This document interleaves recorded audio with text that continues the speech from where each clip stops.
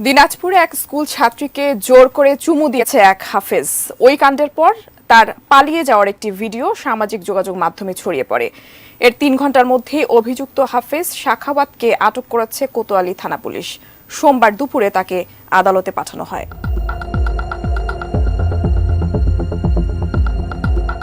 ১৭ March রোববার সকাল নিজের স্কুলের অনুষ্ঠান শেষে ষষ্ঠ শ্রেণীর এক ছাত্রী দিনাজপুর শহরের কালীতলায় চাচার বাসার দিকে যাচ্ছিলেন। এ সময় বালুয়াডাঙ্গার আরিফুল ইসলামের ছেলে সাখাওয়াত হোসেন নামের এক মাদ্রাসা ছাত্র তার পিছু নেয়। মেয়েটি তার চাচার বাসার সামনে এসে দাঁড়ালে সাখাওয়াত পিছন থেকে এসে জড়িয়ে ধরে অতর্কিত চুমু দিয়ে পালিয়ে যায়।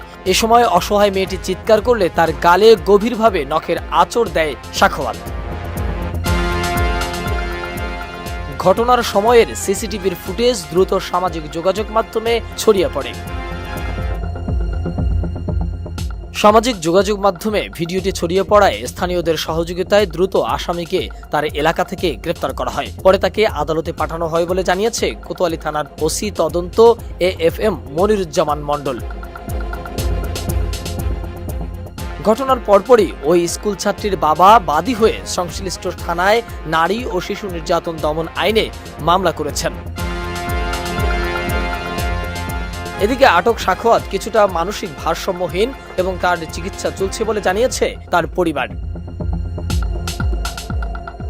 এ ঘটনায় এলাকায় চাঞ্চল্যের সৃষ্টি হয়েছে।